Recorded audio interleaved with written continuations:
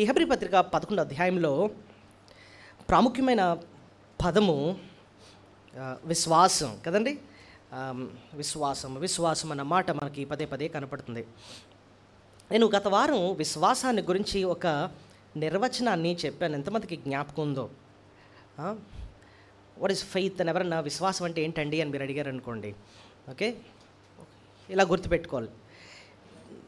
దేవుని యొక్క శక్తిని, దేవుని యొక్క దేవుని యొక్క సత్యాన్ని, దేవుని యొక్క సామర్థ్యాన్ని, దేవుని యొక్క చిత్తాన్ని గ్రహించి దానికి లోబడమే నిజమైన విశ్వాసం. సో దేవుని యొక్క సత్యాన్ని మనం అర్థం చేసుకుంటాం. సత్యం ఎక్కడి నుంచి వస్తుంది? దేవుని గురించి ఎక్కడ తెలుసుకుంటున్నాం? సో వాక్యం విన్నప్పుడు ఆయన గురించిన నూతన సత్యాలు, ప్రభువుని గురించి మనం అర్థం చేసుకుంటాం. ఆ సత్యాన్ని నమ్మటం మాత్రమే కాకుండా సత్యాన్ని, రెండోదేమన్నా ఆయన సామర్థ్యాన్ని, ఆయన ఏం చేయగలడు, వాట్ క్యాన్ హీ డూ, ఆయన సామర్థ్యం ఏంటి, ఆయన అధికారం ఏంటి అర్థం చేసుకుంటూ, తర్వాత ఆయన చిత్తాన్ని కూడా మనం ఏం చేయాలి? లోబడాలి. ఓకే, ఆయన సమర్థుడే, కానీ ఆయన చిత్తమా? ఆయన చిత్తాన్ని కూడా మనం విడిచిపెట్టి ఆరోగ్యంగా మన జీవితాన్ని ఆయనకి సమర్పించుకోవడమే, విధేయత చూపించడమే నిజమైన విశ్వాసం. Okay, surrendering our life to God, knowing his truth, knowing his ability and knowing his will is true faith.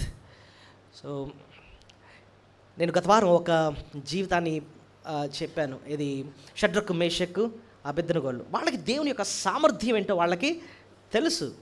Okay, దేవుని గురించి సత్యం తెలుసు, ఆయన సామర్థ్యం వాళ్ళకి తెలుసు.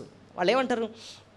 మా దేవుడు ఈ వేడిమి గల అగ్నిగుండం నుంచి తప్పించగల సమర్థుడు. అంటే ఆయన సామర్థ్యం గురించి వాళ్ళు అర్థం చేసుకున్నారు, నమ్ముతున్నారు. He can deliver. అయితే ఇంకో మాట అంటున్నారు, ఒకవేళ తప్పించకపోయినను, మనకు ఆ మాట నచ్చదు కదండి. ఆయన సమర్థుడు అంటే చేసేయాలంతే, అది నిజమైన విశ్వాసం కాదు. ఆయన చిత్తానికి విడిచిపెట్టడం అంటే అర్థం ఏంటి? ఆయన తప్పిస్తే తప్పిస్తాడు, తప్పించకపోతే కాలిన తర్వాత మమ్మల్ని ఎక్కడ తీసుకెళ్ళిపోతాడు? పరలోకాన్ని తీసుకెళ్ళిపోతాడు. ఆయన ఏం చేసినా సరే ఆయన చిత్తానికి మేము అంగీకరిస్తున్నాం, దానికి సరెండర్ అయిపోతున్నాం. అదే నిజమైన విశ్వాసం అండి. ఒకవేళ ఒక వ్యక్తి ప్రాణపాయలో ఉన్నాడండి, ప్రార్థన చేస్తున్నాం, విశ్వాసంతోనే ప్రార్థన చేస్తున్నాం. ఏమని? ప్రభా ఆ బిడ్డని బ్రతికించిన. ఎందుకంటే ఒక వ్యక్తిని బ్రతికించాలంటే ఆ ఆయుష్ ఎవరి చేతిలో ఉంది? నీ చేతుల్లోనే ఉందని ఆయన మేము నమ్ముతున్నాం. నువ్వు ఒక్కడవే సమర్థుడు తండ్రి. డాక్టర్స్ ఉంటారు, వాళ్ళు ట్రీట్మెంట్ అయితే ఇస్తారు, కానీ ప్రాణాన్ని కాపాడే ఆ శక్తి వాళ్ళలో, ఆ సామర్థ్యం వాళ్ళలో లేదు నాయన. నువ్వు వాడుకోవాలని, నువ్వు సమర్థుడు, అయినా నీ చిత్తం తండ్రి. అంటే అర్థం ఏంటి?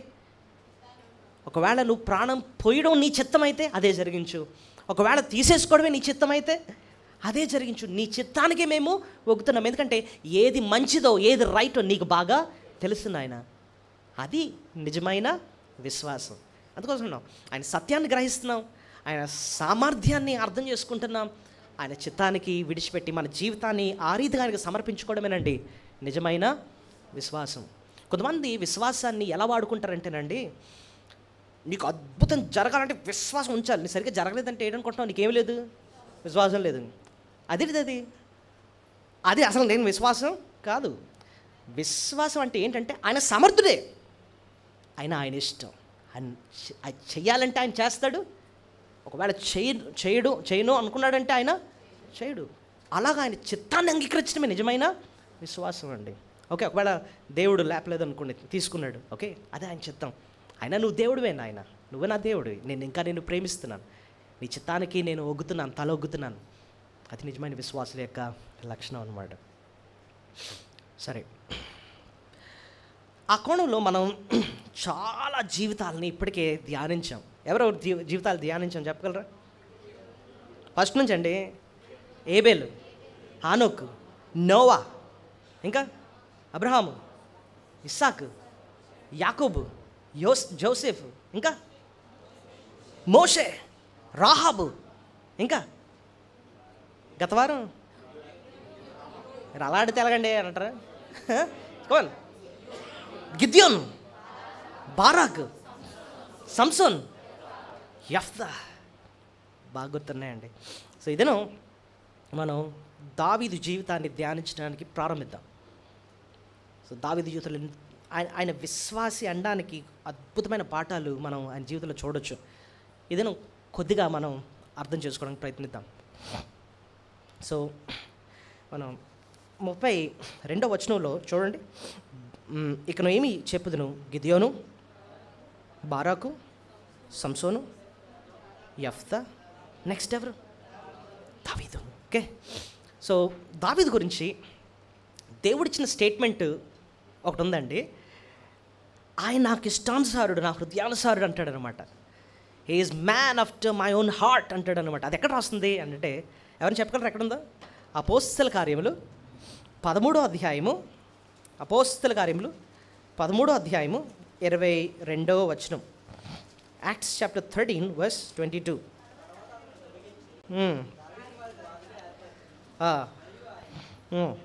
నేను యెషై కుమారుడైన దావీదును కనుగొంటిని, అతడు నా ఇష్టానుసారుడైన మనుష్యుడు, అతడు నా ఉద్దేశములన్నీ నెరవేర్చునని చెప్పి అతని గురించి సాక్ష్యం ఇచ్చాను. సో అంటున్నాడు, ఆయన ఎవరట?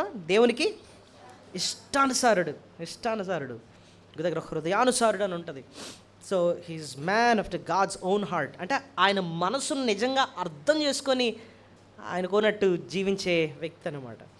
సో దావీదు జీవితం గురించి మనం ఎలా అర్థం చేసుకోవచ్చు అని అడిగితే, దావీదు ఎన్నో కీర్తనలు రాశాడు. ఆ కీర్తనలు అండి, మీరు అంటే ఒక్క మాటలో చెప్పాలంటే ఆయన భక్తి జీవితం గురించి అర్థం చేయించే కీర్తనలు అన్నమాట. నిజంగా అవి ధ్యానిస్తూ ఉంటే ఆయన భక్తి జీవితం అంతా కనబడుతూ ఉంటుంది. ఆయనకి దేవుని పట్ల ఆయనకున్న విశ్వాసం ఏంటి, దేవుని గురించి అంత ఉన్నతంగా అర్థం చేసుకున్నాడు. ఉదయం ఒక కీర్తన ధ్యానించాం. ఏం కీర్తన? కీర్తన 96 ధ్యానించాం. అలా కొన్ని కీర్తనలు చూస్తుంటే, అయ్యో బాబాయ్, దావీదుకి ఎంత ఉన్నతంగా తెలుసా దేవుని గురించి, ఇదా ఆయన విధేయత జీవితం, ఇదా ఆయన విశ్వాసం అని అర్థమవుతూ ఉంటుంది అనమాట. సరే, ఇదిన ఒక కీర్తన మనం ధ్యానిద్దాం. చిన్న కీర్తనే, దావీదు రాసింది. అందులో ఉన్న దావీదు యొక్క లక్షణాలు ఏంటో మనం కొన్ని చూడొచ్చు. ఓకే, కీర్తన 131 దయచేసి తీయండి. కీర్తన 131, సామ్ 131. ఎన్ని వచనాలు ఉన్నాయి? 3 వచనాలు ఉన్నాయి కదండి.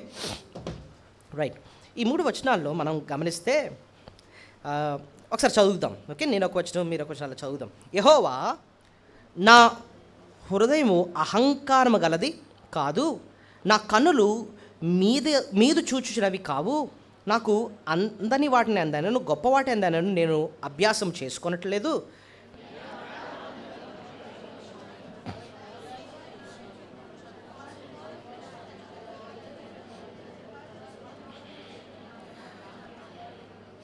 ఇశ్రాయేలు, ఇది మొదలుకొని నిత్యము యెహోవా మీద ఆశ పెట్టుకొనుము. చూడండి, ఈ 3 వచనాల్లో మనం గమనిస్తే 3 లక్షణాలు కనపడుతున్నాయి దావీదువి. ఒకటి, ఆయనకు అహంకారం లేదట. ఏం లేదు? అహంకారం అంటే ఏంటి? గర్వం. అహంకారం అంటే ఏంటండి? గర్వం కదండి. అందుకోసం అంటాడు మొదలైన, చూడండి, నా హృదయము అహంకారం గలదే కాదు, అంటే గర్వం లేదు. రెండో వచనం చూడండి, నేను నా ప్రాణమును నెమ్మళపరుచుకుని ఉన్నాను. సో తన ప్రాణాన్ని ఏం చేసుకుంటున్నాడట? నెమ్మళపరుచుకుంటున్నాడంట. అది ఏంటో కూడా మనం చూద్దాం. ఇంకో లక్షణం కనపడుతుంది ఆయనలో. 3వ వచనం చూడండి, ఇశ్రాయేలు, ఇది మొదలుకొని నిత్యము యెహోవా మీదనే ఆశ పెట్టుకును. దేవుని మీదే ఏం పెట్టుకుంటున్నాడు? ఆశ పెట్టుకుంటున్నాడు. ఇప్పుడు చూడండి, ఆశ పెట్టుకోవడం అంటే అర్థం ఏంటి? ఇప్పుడు చూడండి, ఆయన మీదే ఆశ పెట్టుకున్నాడండి అంటే అర్థం ఏంటి? చేస్తే ఆయన చెయ్యాలండి అంటాను, చూసారా? సో క్లియర్గా మనకి 3 వచనాల్లో దావీదు ఏం కనబడతాయి? ఒక 3 లక్షణాలు. ఒకటేంటి చెప్పండి? నాకేం లేదంటున్నాడు, అహంకారం. దేవుడు దావీదును ఎందుకు తెలుసా దీవిస్తున్నాడు? ఎందుకు తెలుసా ఆయన ఎడల కృప చూపిస్తున్నాడు? దావీదులో అహంకారం లేదు, దీనత్వం ఉందన్నమాట. సో ఆయన దీనుడు, మొట్టమొదటిది దీనుడు. సో దావీదులో దీనత్వాన్ని గురించి ఏ రకంగా తన దీనత్వాన్ని వ్యక్తపరిచాడు అన్నది మనం చూద్దాం. విశ్వాసులకు ఉండే ఒక లక్షణం ఏంటంటే ఆత్మ విషయమైన దీనత్వం. మన మత్తయి సువార్తలో కూడా మనం చూస్తాం, 5వ అధ్యాయంలో 3వ వచనంలో విశ్వాసులకు ఉండే లక్షణాల్లో మొదటి లక్షణం ఏంటండి? ఆత్మ విషయమై దీనులైన వారు ధన్యులు, పరలోక రాజ్యము వారిది. సో నిజంగా నువ్వు విశ్వాసి అంటే ఫస్ట్ కనిపించేది ఏంటండి? ఆత్మ విషయమైన దీనత్వం, హ్యూమిలిటీ, తగ్గించుకోవడం. సో తగ్గించుకోవడం అంటే ఒక మాటలో చెప్పాలంటే మన అనర్హతను గుర్తించడం. చెప్పండి, ప్రభువా పరలోకానికి వెళ్ళడానికి నాకు ఏ రకమైన అర్హత లేదు నాయనా, నువ్వు కనికరిస్తే తప్ప నాకు దిక్కు లేదు నాయనా అని చెప్పి మన అనర్హతను గుర్తించడమే నిజమైన దీనత్వం. మన వాస్తవాన్ని మనం ఒప్పుకోవడం అన్నమాట. మనం శాస్త్రుడు పరిశీలి ఇద్దరు ప్రార్థన చేశారట. శాస్త్రుడు అన్న ఆయన ఎలా ప్రార్థన చేశారట తెలుసా? పెద్ద లిస్ట్ చదివాడట దేవుని దగ్గర. ప్రభువా నేను చోరుని కాదు, అన్యాయస్తుని కాదు, వ్యభిచారం చేయలేదు, ఆడలేదు, ఆడున్నాడే పక్కన సొంకర్ వంటి వాడిని కూడా నేను కాదు, వారమునకు 2 మార్లు వాసం చేశాను, అన్నిటిలో కూడా భాగాన్ని ఇచ్చాను, అది చేశాను, ఇది చేశాను, పెద్ద లిస్ట్ అవుతున్నాడట దేవుని దగ్గరకు వచ్చి. ఆ పక్కన ఇంకో ఆయన ఉన్నాడు సొంకరి. అతను ఎలా ప్రార్థన చేశాడు? ఒకే లైన్ మాట్లాడాడు.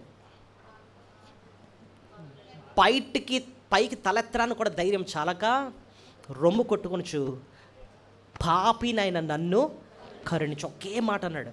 వానికంటే వీడు నీతిమంతుడని చెప్పి ప్రభు అంటాడనమాట. అంటే అర్థం ఏంటో తెలుసా? పాపినైన నన్ను కరుణించంటే అసలు నేను నీ సన్నిధికి రావడానికి కానీ పరలోకులు అడుగు పెట్టడానికి కానీ నాకు ఏమాత్రం అర్హత లేదు అని చెప్పి పాపిని, ఒక సిన్నర్, నన్ను కరుణించి నీ కరుణ మీద ఆధారపడుతున్నాను. అలాంటి లక్షణమే ఏమంటారు తెలుసా అండి? దీనత్వం. దీనత్వానికి ప్రారంభమే ఏంటంటే మన అనర్హతను గుర్తించడం అనమాట. యేసు ప్రభు దగ్గరికి ఎలా రావాలి అంటే మన అనర్హతను గుర్తించే మన ప్రభు దగ్గర రావాలి. ప్రభువా నా నీతిని బట్టి, నా భక్తిని బట్టి నేను ఎప్పుడు పరలోక రాజ్యాన్ని సంపాదించుకోలేను, నా దగ్గర ఉందల్లా కూడా పాపమే తప్ప, నా అరికాలు నుంచి నడినెత్తి వరకు కూడా ఉన్నదల్లా ఏంటండి? పాపమే తప్ప ఏ నీతి లేదు నాయన. ప్రభువా నన్ను కరుణించి నీ అమూల్యమైన రక్తంతో కడిగి శుద్ధి చేసి ఆ నిత్య నాశనమైన నరకాగ్నిగుండం నుంచి నన్ను తప్పించి నీ మోక్షం చేర్చుకు తండ్రి. సిలువ మీద దొంగ ఏమడుగుతాడు? నీ రాజ్యంలో వచ్చినప్పుడు నన్ను ఒకసారి జ్ఞాపకము చేసుకో, ఈ శిక్ష నాకైతే న్యాయమే అంటే, న్యాయంగా అయితే నేను ఎక్కడికి వెళ్ళాలి? నరకానికి వెళ్ళాలి, నాకు న్యాయం అది, కానీ నీ కరుణ నా ఎడల చూపించు నాయన అని చెప్పి అడుగుతున్నాడు అనమాట. అది దీనత్వం. సరే, ఇప్పుడు మనం దావీదులో స్పెసిఫిక్గా ఆయన జీవితంలో తన దీనత్వాన్ని ఎలా వ్యక్తపరిచాడో కొన్ని విషయాలు మనం జాగ్రత్తగా చూద్దామండి. నేను జాగ్రత్తగా దావీదు జీవితాన్ని చూస్తూ ఉంటే దావీదు తన దీనత్వాన్ని చూపించడం, అదే తన దీనత్వాన్ని గురించి 9 రకాలుగా తన దీనత్వాన్ని చూపిస్తూ ఉంటాడు అనమాట. ఎన్ని రకాలు? 9. అంటే 9 విషయాలు మనం చూడబోతున్నాం దావీదు జీవితంలో తన దీనత్వాన్ని గురించి. సో ఆ 9 విషయాలు మనకు ఎలా ఉపయోగపడతాయంటేనండి, మనం కూడా దీనత్వంలో ఎదగాలి అంటే మనలో కూడా ఏముండాలి? ఆ 9 విషయాలు ఉండాలి. ఆ 9 విషయాలు ఉంటేనండి మనం కూడా గర్వాన్ని జయిస్తాం, దీనులుగా ఉంటాం అనమాట. దేవుడు ఎవరి ఎడల కృప చూపిస్తాడు? అహంకారులను ఎదిరిస్తాడు. దీనులకు ఆయన ఏం చూపిస్తాడు? కృప చూపిస్తాడండి. ఇంకో విషయం చెప్తానండి. ఒక ఆయన అన్నాడు, గర్వం అంటే ఎలాంటిదంటేనంట, గర్వం అన్నది ఉదయాన్నే ఇంట్లోకి వచ్చేస్తే దుమ్ము లాంటిదంట. ఉదయాన్నే ఇంట్లోకి వచ్చేసే దుమ్ము లాంటిదంట. అంటే అర్థం ఏంటి? ఇప్పుడు చూడండి, ఈవేళ నీట్గా చీపురు తీసుకొని మొత్తం ఇల్లంతా తుడిచేసాం, మొత్తం డస్ట్ అంతా పోయిందండి. మరుసటి రోజుకి ఏమవుద్ది? మళ్ళీ వచ్చేది లోపలికి. మళ్ళీ ఏం చేయాలి? మనం చూడాలి. గర్వం అన్నది కూడా అలాంటిదే, మనలోకి మళ్ళీ వచ్చేస్తుంది. కాస్త ఎవరన్నా కొంచెం పొగిడారంటే దెబ్బకు వచ్చేస్తుంది మళ్ళీ. ఏంటి? గర్వం. అలాంటిదంటండి. మనం బైబిల్లో రాస్తుంది, దేవుడు గర్విష్ఠులు అంటే ఆయనకి ఇష్టం లేదట. బైబిల్లో గర్వం వచ్చిన వాళ్ళని శిక్షించాడు దేవుడు. కొన్ని పేర్లు ఎవరైనా చెప్పగలరు? గర్వం వల్ల శిక్ష పొందారు. నెబుకద్నెజరు రాజు దేవుడు అలా శిక్షించాడు, గడ్డి తినిపించాడు. హేరోదు రాజు పురుగులు పట్టి చచ్చాడు. ఫరో దేవుడు శిక్షించాడు. సాతాన్,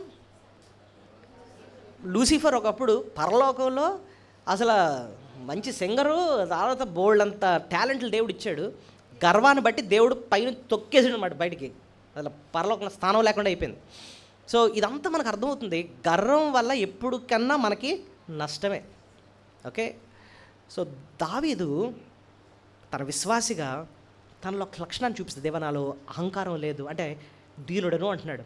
దావీదు లక్షణాలు చూద్దాం, ఒక 9 విషయాలు చూద్దాం. ఆ లక్షణాలు మనలో ఉంటేనండి మనలో కూడా దీనత్వం ఉంటుంది, విశ్వాసంగా ఎదుగుతాం. నాలో గర్వం రాకుండా ఏం చేయాలి?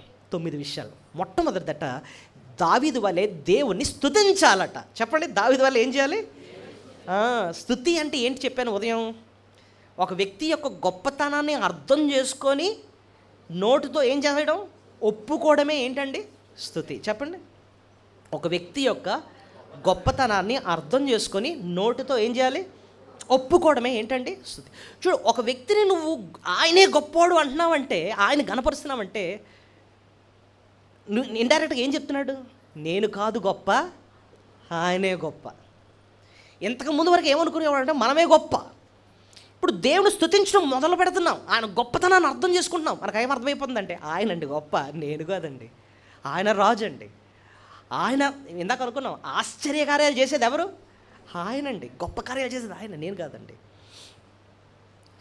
చూడండి, దేవుణ్ణి మనం ఎప్పుడు ఎక్కువ స్తుతిస్తాం తెలుసా? దేవుని గురించి ఉన్నతంగా అర్థం చేసుకునే కొలది దేవుణ్ణి ఏం చేస్తాం? స్తుతిస్తాం. మనం దీనులుగా ఎప్పుడు ఎదుగుతాం తెలుసా? దేవుని గురించి గొప్పతనాన్ని అర్థం చేసుకునే కొలది. మీకు అర్థం అవ్వడానికి ఒక చిన్న ఎగ్జాంపుల్ చెప్తే మీకు బాగా అర్థమవుతుంది. నేను కీబోర్డ్ వాయిస్తున్నాను కదా, నేను అనుకునేవాడిని ఒకనొక టైంలో, నాకు భలే వచ్చేసే కీబోర్డు అనుకునేవాడిని. ఎంతవరకు తెలుసా? ఒకసారి అమెరికా వెళ్ళాను, ఒక చర్చికి వెళ్ళాను.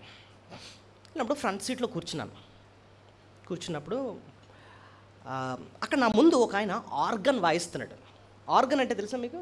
ఈ చాలా పెద్దది.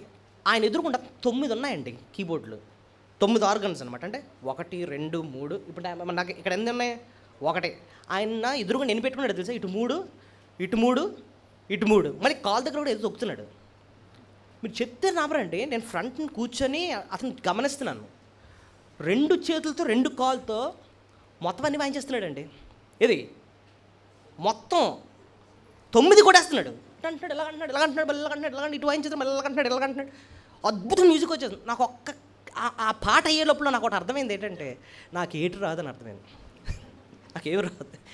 అప్పటి వరకు నేను గ్రేట్ అని అనుకునేవాడిని, నేను పెద్ద వేస్ట్ అనిపించింది ఆయన ముందు చూసినప్పుడు. ఎప్పుడు అది అర్థమైంది చెప్పండి?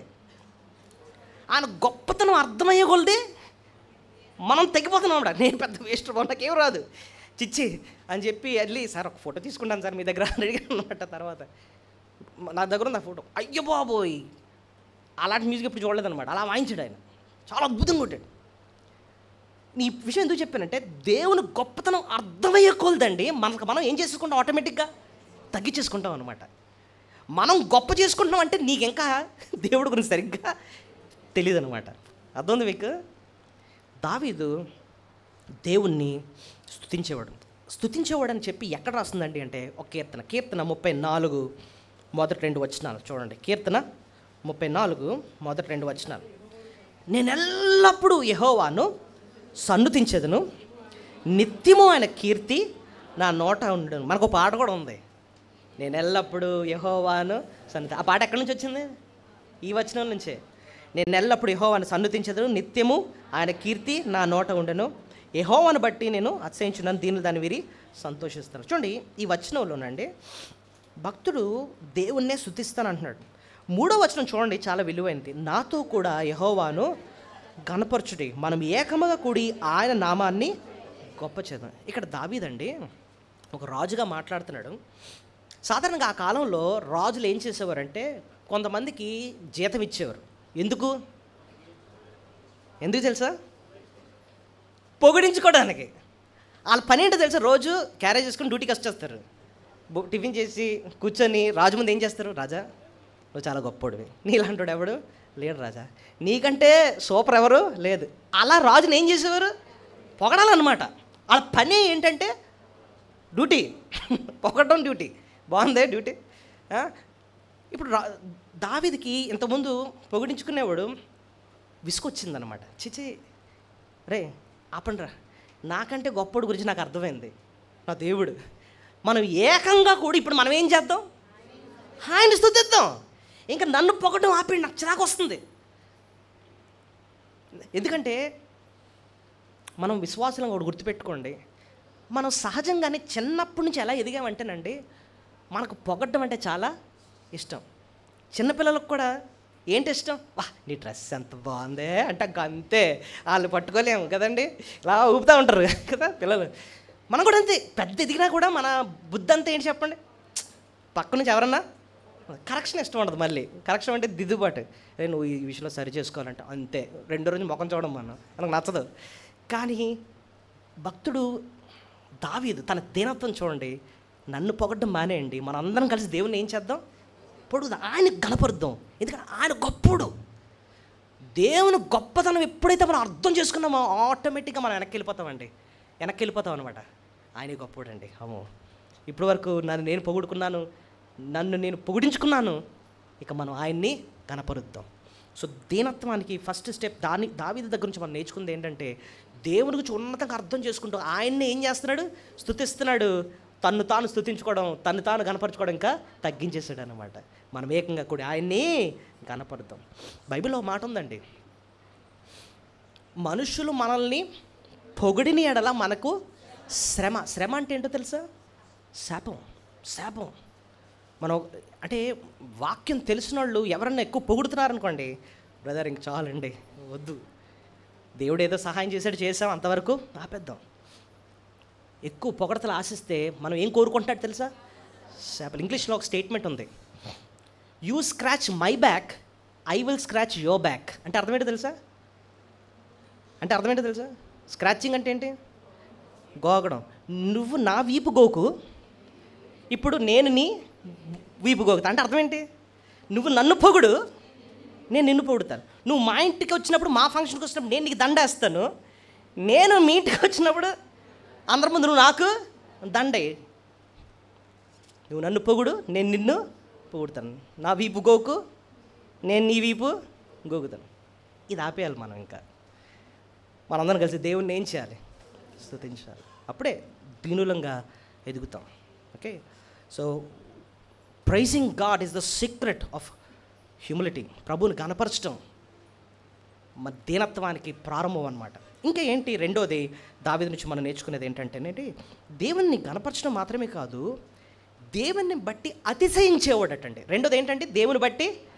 సాధారణంగా మనుషులకి గర్వం దేని బట్టి వస్తుంది?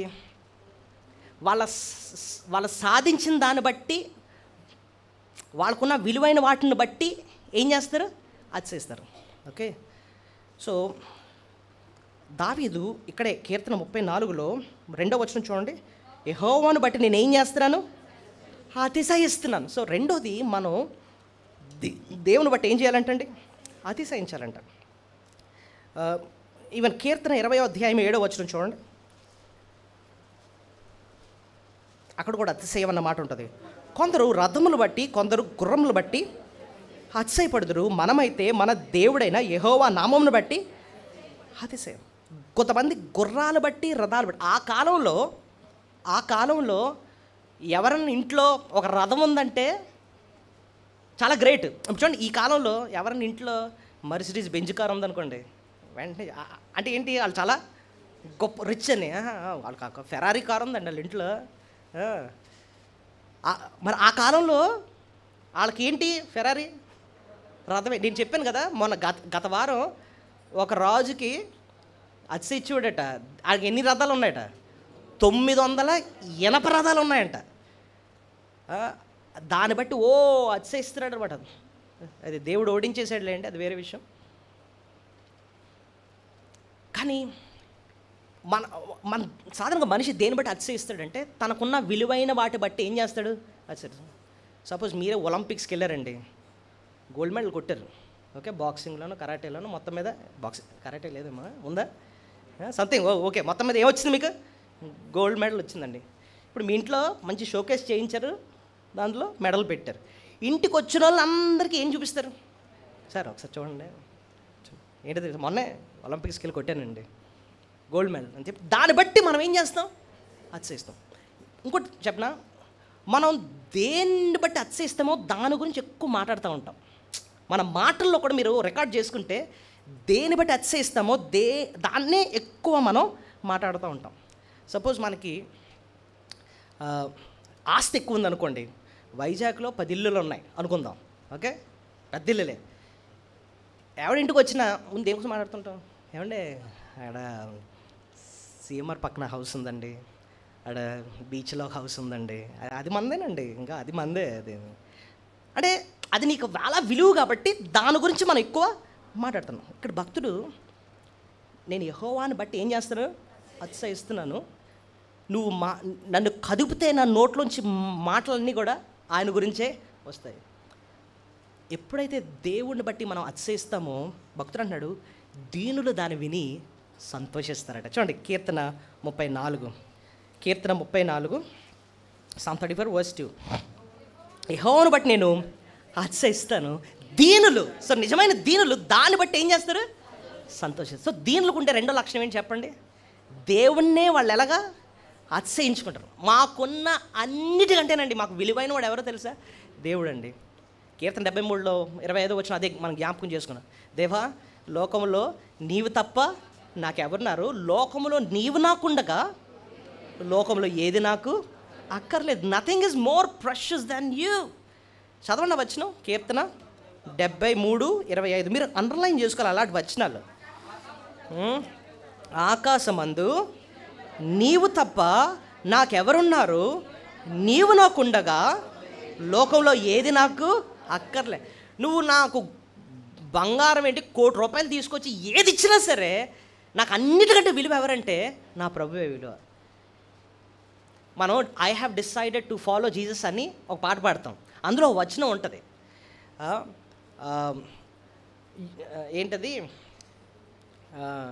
గివ్ మీ జీసస్, అంటే ఇంక తెలుగులో ఏంటంటే ఇవన్నీ నువ్వు తీసేసుకో, నా ప్రభు నాకు ఉన్నాడు అన్నట్టుగా ఉంటుంది అనమాట. Jesus is more precious to me than anything else. ఇదే మాట ఫిలిప్పీ పత్రికలో 3వ అధ్యాయంలో పౌలు భక్తుడు అంటున్నాడు, నాకు ప్రభు ఎంత విలువ అంటే అని చెప్పి, ఆయన బట్టి నా అతిశయం అని చెప్పి సమస్తం పెంటగా ఎంచుకున్నాను నేను అని చెప్పి అంటాడు. ఎక్కడంటే 3వ అధ్యాయం చూడండి, ఫిలిప్పీ పత్రిక 3వ అధ్యాయము 8వ వచనం. నిశ్చయముగా నా ప్రభువైన యేసు క్రీస్తును గూర్చిన అతి శ్రేష్టమైన జ్ఞానము నిమిత్తమై సమస్తమును నష్టముగా ఎంచుకొని ఉన్నాను. క్రీస్తును సంపాదించుకొని ధర్మశాస్త్రం వలన నా నీతిని గాక క్రీస్తునందలి విశ్వాసం వలన నీతి, అనగా విశ్వాసం బట్టి దేవుడు అనుగ్రహించు నీతి గలవాడిని ఆయన యందు అగుపడే నిమిత్తము ఏ విధము చేతనైనా మృతుల్లో నుండి నాకు పునరుద్ధానం కలుగు వలనని ఆయన మరణం విషయంలో సమహానుభావం కలవాడినాయి, ఆయనను ఆయన పునరుద్ధాన బలమును ఎరుగు నిమిత్తము, ఇప్పుడు చూడండి, ఆయన శ్రమల్లో పాలువాడకుటకు ఎట్టిదో ఎరుగు నిమిత్తము సమస్తమును నష్టం పరుచుకొని వాటిని పెంటతో సమానముగా ఎంచుకు. సమస్తమును ఎలా ఎంచుకున్నాడట, పెంటతో సమానంగా అనుకున్నాడు. అంటే అర్థమేంటో తెలుసా, దేవుడు ఎంత విలువ అంటే ఈ లోకంలో విలువైనవన్నీ కూడా పెంటతో సమానం అంటున్నాడు. ఈ లోకంలో విలువైనవి అంటే ఏంటంటే చెప్పండి, మామూలుగా సాధారణంగా మనుషులు వీటిని చాలా విలువగా ఎంచుకుంటారు. ఏంటంటే వాల్యుబుల్, మోస్ట్ వాల్యుబుల్ ఏంటి చెప్పండి, గోల్డ్ కరెక్టే, లేకపోతే డైమండ్స్, ఇంకా ఇంకా విలువైనవి ఏంటండి, కమాన్, విలువైనవి ఏం లేవా, విలువైన, ఓకే, ఒక ప్రాపర్టీ, ఒక ల్యాండ్, ఒక సైట్, ఒక వైజాగ్లో మోస్ట్ వాల్యుబుల్ ప్లేస్ ఏదంటే ఇప్పుడు దసపల్లా హిల్స్ ఇలాంటి ఏరియాస్ ఉన్నాయనుకోండి, అవన్నీ చాలా కాస్ట్లీ ఏరియాస్. అలా చోట నీకు ఎకరం స్థలం ఉందనుకో, నీకు చాలా మరి చాలా విలువ అన్నమాట. కానీ పౌలుకి దసపల్లా హిల్స్ నీకు ఎకరం స్థలం ఇస్తావంటే పెంటతో సమానం అంటున్నాడంట. ఎందుకు తెలుసా అన్నాడు అన్నమాట. చూడండి అసలు విషయం చెప్తాను చూడండి. అవి ఒకరోజు వదిలేయాలి అవి. అంటే నేను వినడానికి ఇబ్బంది అనిపిస్తుంది కానీ పెంట అంటే ఏంటి, పేడని జాగ్రత్త ఇంటికి తెచ్చుకుంటామా, లేదు అసహించుకుంటాం, వదిలేస్తాం, అంతేనా. ఈ చెత్తని ఒకరోజు ఏం చేయాలి, మనం వదిలేయాలి. ఈ లోకంలో ఏది నువ్వు విలువగా ఎంచుకున్నా అవన్నీ కూడా ఒకరోజు వదిలేయాల్సిందే. చనిపోయాం అనుకోండి, ఏం తీసుకెళ్తాం? ఏమి తీసుకెళ్ళాం. ఇవేది శాశ్వతమైనవి కావు. మనుషులు వాటికి విలువ ఇచ్చారు కాబట్టి దానికి ఎంతో విలువ వచ్చింది. ఒకరోజు వస్తుందండి, ఈ విలువైన వజ్రాలు కూడా ఇసిరేస్తారట రోడ్ల మీద, ఇసిరేస్తారటండి రోడ్ల మీద. దానికి విలువ పోద్ది. విలువైన వాడు ఒక్కడేనండి, ఆయన బట్టే మనం అతిశయించాలి. ఎవరైనా? మన ప్రభు. మొన్న ఒక వాక్యం విన్నాం మనం ప్రభుని గురించి. ఆయన దాచబడిన ధనం. ఆయన ఎవరైనా దాచబడిన ధనం, అమూల్యమైన ముత్యం యేసయ్య. ఆయనండి అసలైన దాచబడిన ధననిధి. ఆయనకంటే మనం దేన్ని కూడా మన జీవితంలో విలువగా ఎంచుకోకూడదు. సో రెండో పాఠం, మనం దీనులుగా ఎదగాలి అంటేనండి దేని బట్టి మనం అతిశయించాలి చెప్పండి? మీకున్న శ్రేష్టమైన ఆస్తి ఎవరండి అని అంటే ఎవరు? నా ప్రభువేనండి నా శ్రేష్టమైన ఆస్తి. సో 2 విషయాలు మనం నేర్చుకున్నాం. కీర్తన 16లో కూడా అంటున్నాడు, ఆయనే నా స్వాస్థ్య భాగం అంటాడు చూడండి. పానీయ భాగం, స్వాస్థ్య భాగం అని అంటాడు చూడండి. కీర్తన ఎక్కడది? కీర్తన 16:5 చూడండి. యెహోవా నా స్వాస్థ్య భాగం, నా పానీయ భాగం, నీవే నా భాగమును కాపాడు. అంటే నా స్వాస్థ్యం. స్వాస్థ్యం అంటే అర్థం ఏంటి? నా సొంతం, నా స్వాస్థ్యం, నా ఆస్తి, వీటిని ఏమంటే నా స్వాస్థ్యం అంటాం కాదు. భక్తుడు అంటున్నాడు, యెహోవాయే నా స్వాస్థ్యం, ఆయన నా స్వాస్థ్యం. హీఈస్ మై ప్రాపర్టీ అనమాట, హీఈస్ మై హైయర్. సో దీన్ని బట్టే మనం దేవుని మనం అతిశయించాలి, ప్రభుని బట్టే. సో మూడోదండి, దీనత్వంలో ఎదగాలి అంటే దావీదు నుంచి మనం నేర్చుకునేది ఏంటంటే, దావీదు ప్రతి విషయంలో ప్రార్థన చేసేవాడు. సో దీనంగా ఎదగాలి అంటే దావీదు నుంచి మనం నేర్చుకునే మూడో పాఠం ఏంటండి? ప్రతి విషయంలో ఏం చేయాలి? ప్రార్థన. ప్రార్థన చేసేటప్పుడు మనం నేర్పిస్తుంది ఏంటంటే, ప్రభువా నాకు నేనుగా ఏం చేసుకోలేను, నాకు నీ సహాయం ఎంతో అవసరం. మనం ఉదయం యెహోషాపాతుకు మోయాబీలో యుద్ధానికి వచ్చినప్పుడు వాళ్ళు ఏమని ప్రార్థన చేశారు? రెండో దినవృత్తాంతాలు 20వ అధ్యాయము 12వ వచనం కదా, చూడండి. 12వ వచనం, 2 దినవృత్తాంతాలు 20:12. తర్వాత దావీదు ప్రార్థన గురించి నేను చూపిస్తాను, కానీ ఇక్కడ ఒకసారి చూద్దాం. మా దేవా, నీవు వారికి తీర్పు తీర్చవా? మా మీదకు వచ్చు ఈ గొప్ప సైన్యంతో యుద్ధము చేయుటకును మాకు శక్తి చాలదు. మేము ఏమి చేయుటకు మాకు తోచదు.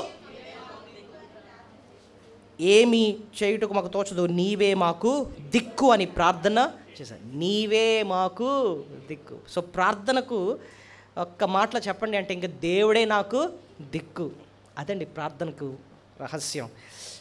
అయితే ఇప్పుడు చూడండి, దావీదు జీవితంలో అసలు ప్రార్థన ఉందా అండి అంటే, నేను దావీదు చేసే ప్రార్థనలు కొన్ని వచనాలు మీకు చూపిస్తాను చూడండి. 1 శామ్యూయల్ చాప్టర్ 23, 1 సమూయేలు 23వ అధ్యాయము. ఎన్నిసార్లు ప్రార్థన చేస్తాడో దావీదు. మొదటి 2 వచనాలు చూడండి. తర్వాత ఫిలిష్తీయులు కేయిలా మీద యుద్ధము చేసి కలముల మీద ధాన్యమును దోచుకునిచున్నారని దావీదుకు వినబడి, అంతటా దావీదు, నేను వెళ్ళి ఈ ఫిలిష్తీయులను హతము చేయుదునా అని యెహోవా యొద్ద విచారణ చేయగా, యెహోవా నీవు వెళ్ళి ఫిలిష్తీయులను హతము చేసి చాలు. సో ఇక్కడ యుద్ధానికి వచ్చారు కేయిలా పట్టణానికి. కేయిలా మీద యుద్ధము చేసి కలముల మీద ధాన్యము దోచుకుంటున్నారు. అయితే దావీదు ఫిలిష్తీయులతో యుద్ధం చేయనా లేదా అని చెప్పి దేవుని దగ్గర ఏం చేశాడట? విచారణ చేయడం అంటే అర్థం ఏంటి? ప్రార్థన చేశాడు. యుద్ధం వచ్చిందని చెప్పి కత్తిటికి వెళ్ళిపోలేదు, వెంటనే ప్రార్థన చేశాడట. సో దావీదు జీవితంలో మనకు కనపడుతుంది ప్రార్థన. ఇంకొంచెం మనం ముందుకు వెళ్తేనండి 4వ వచనంలో మళ్ళీ ప్రార్థన చేస్తాడు చూడండి. దావీదు మరలా యెహోవా యొద్ద విచారణ చేయగా. So he's praying again. So మనం కొంచెం ముందుకు వెళ్తే 2 సమూయేలు 5వ అధ్యాయం చూడండి. అక్కడ కూడా కొన్ని ప్రార్థనలు కనబడతాయి. 2 సమూయేలు 5వ అధ్యాయం 23వ వచనం. కమాన్. దావీదు యెహోవా యొద్ద విచారణ చేశాను. సో ఇక్కడ కూడా ఏం చేస్తున్నాడు? విచారణ చేస్తున్నాను. సో అంటే ఇది ఏ సందర్భం అంటే 5:19 చూడండి. దావీదు, నేను ఫిలిష్తీయులకు ఎదురుగా పోయేదరా, వారిని నా చేతికి అప్పగించవా అని యెహోవా యొద్ద విచారణ చేస్తున్నప్పుడు చూడండి. ఇక్కడ కూడా ఆయనకి యుద్ధం వచ్చింది. యుద్ధం వచ్చినప్పుడు మళ్ళీ దేవునికి ఏం చేస్తున్నాడు? మొర్ర పెడుతున్నాడు. 7వ అధ్యాయం 18వ వచనం చూడండి. 2 శామ్యూయల్ 7:18. దావీదు రాజు లోపల ప్రవేశించి యెహోవా సన్నిధిని కూర్చుండి ఇలాగో మనవి చేసి, నా ప్రభువా యెహోవా, ఎంతగా నీవు నన్ను హెచ్చించగా నేను ఎంతటి వాడును, నా కుటుంబం ఎప్పుడు. చూడండి, ఇక్కడ కూడా దావీదు రాజు అయిన తర్వాత తను ప్రార్థన చేసినట్టుగా మనకి కనపడుతుంది. సో మొత్తం మీద దావీదు జీవితంలో పదే పదే మనకు కనిపించే మాటలు ఏంటంటే, he is a man of prayer. మనం గత వారం సంసోను గురించి ధ్యానించాం. సంసోను జీవితంలో కూడా మనకు కనిపించింది ఏంటి చెప్పండి? మనం అనుకుంటాం సంసోన్ అని వెంటనే మనకు గుర్తొచ్చేవేమో ఆయన గారి బలము, అంతేకాకుండా ఆయన పాపాలు, ఇవే లెక్కలో తీసుకుంటాం. కానీ ఇన్ఫ్యాక్ట్ సంసోన్ అండి ఒకానొక టైంలో 1000 మంది ఫిలిస్తీన్ని దేంతో కొట్టాడు? గాడిద దవడ ఎముక పెట్టుకుంటాడు అనమాట. మరి మొత్తం అందరిని చంపేశాడు. చంపేసిన తర్వాత ఆయనకి విపరీతమైన దాహం వస్తుంది అనమాట.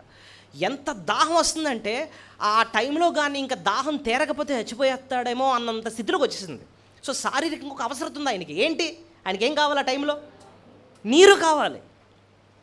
ఆ టైంలో ఒక మంచి ప్రార్థన చేస్తాడు, దేవా నువ్వు ఇవ్వకపోతే నేను ఈ ఫిలిస్తీన్లకు ఇంకా నన్ను పట్టేసుకుంటారు, ఇంకా నాకు బలం లేదు నాయన, నువ్వే నా దాహం తీర్చు అంటే దేవుడు అంటండి అక్కడ భూమిని చీల్చి ఓటనిచ్చాడటండి.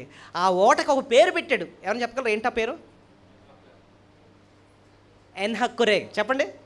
ఎన్హక్కురే అని పేరు పెట్టాడు అనమాట. సో అక్కడ సంసోను జీవితంలో కూడా మనకి ఏం కనబడుతుంది? ప్రార్థన. తప్పిపోయాడు. ఫిలిస్తీన్లకు దొరికిపోయాడు ఒక్కనొక టైంలో. దెలీలా దగ్గర ఏమో తన బలాన్ని గురించి చెప్పేశాడు. గుండెకి ఏం చేస్తుంది, ఫిలిస్తీన్లు పట్టుకొని కళ్ళు పీకేస్తారు, ఈవెన్ సంకెళ్ళతో బంధించేసి గానుగుని అలా చుట్టూ తిరుగుతూ ఉంటాడనమాట. అంత బాధలో కూడా ఒకసారి స్తంభాలకు కట్టేసి దాగోను దేవతని ఫిలిస్తీన్లు గనపరుస్తున్నారట. అరే భలే సంసోను మాకు అప్ప చెప్పావే అని చెప్పి దేవతని గనపరుస్తూ ఉంటే ఆ టైంలో ఒక చిన్న ప్రార్థన చేస్తాడు. అంత కష్టంలో కూడా, దేవా ఒక్కసారి నన్ను జ్ఞాపకం చేసుకో తండ్రి అని చెప్పి ప్రార్థన చేస్తాడు. అక్కడ కూడా తన పశ్చాత్తాపం కనపడుతుంది. సో ఇన్ని పాపాలు ఉన్నాయి ఆయన జీవితంలో. పక్కన దెబ్బలు కొడుతున్నాడు దేవుడు, సరిచేస్తున్నాడు ఆయన్ని. అట్ ద సేమ్ టైం ఆయనలో కనిపించే, అంటే ఊపిరిలా కనిపించేది ఏంటంటే ఆయనలో ఏముందండి? ప్రార్థన. నువ్వు విశ్వాసి అయితే, నువ్వు దీనత్వంలో ఎదగాలి అంటే ఖచ్చితంగా నీలో ఉండాల్సింది ఏంటో చెప్పనా? ప్రార్థన. ప్రార్థన మన జీవితంలో ఊపిరి వలె ఉండాలన్నమాట. సో దావీదు జీవితంలో ఇప్పటికి 3 లక్షణాలు మనం నేర్చుకున్నాం. ఆయనలో దీనత్వం ఎలా కనిపించిందండి? ఆయనలో దీనుడుగా ఎలా ఎదిగాడండి అని అంటే, మొదటిది దేవుణ్ణి ఏం చేసేవాడు? స్తుతించేవాడు. రెండోది ఆయన బట్టి అతిశయించేవాడు. ఇంకా ప్రతి విషయంలో ఏం చేసేవాడండి? ప్రార్థన చేసి అతిశయించేవాడు అంటున్నాను కదా, అంటే నాకు టక్మని గుర్తొచ్చింది. ఒకసారి గొలియాతుకి యుద్ధం చేయకముందు సౌలు ముందు నుంచో పెడతారు దావీదుని. సౌలు ఇంటర్వ్యూ చేస్తాడు దావీదుని. అరే నువ్వు చూస్తే బాలుల్లా ఉన్నావు, ఆడేమో గొలియాతో, నువ్వెక్కడ చేస్తావు అదేది అంటే, దావీదు తను సౌలు ముందు మాట్లాడే మాటలు ఒక్కసారి చూద్దాం. ఒక మంచి మాట అంటాడండి. ఎక్కడంటే, అంటే దేవుని బట్టి అతిశయిస్తున్నాడు అనడానికి. మొదటి సమయాలు ఎన్నో వచ్చిన అంటే 17వ అధ్యాయము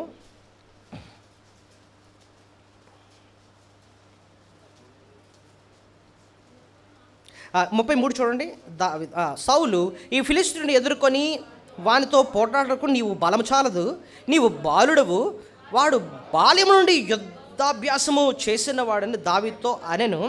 అందుకు దావీదు సౌలుతో ఇట్లా, నేను నీ దాసునైన నేను నా తండ్రి వద్ద గొర్రెలు కాయచుండగా సింహము ఎలుగుబంటి వచ్చి మందలో నుండి ఒక గొర్రె పిల్లను ఎత్తుకొని పోవచుండగా నేను దానిని తరిమి చంపి దాని నోట నుండి ఆ గొర్రెను విడిపించి తిని, అది నా మీదకి రాగా దాని గడ్డము పట్టుకొని దాన్ని కొట్టి బంటిని చంపితనని జీవం గల దేవుని సైన్యములను తిరస్కరించిన ఈ సున్నతులని ఫిలిస్తీయుడు వాటిలో ఒక్కదాని వలె అగుననియు అవైట్. ఎక్కడ వరకు మనకి ఏమర్థమవుతుందంటేనండి, దావీదు తను చేసిన శూర కార్యాన్ని సౌలుకు వివరిస్తాడు. ఏం చెప్తాడు?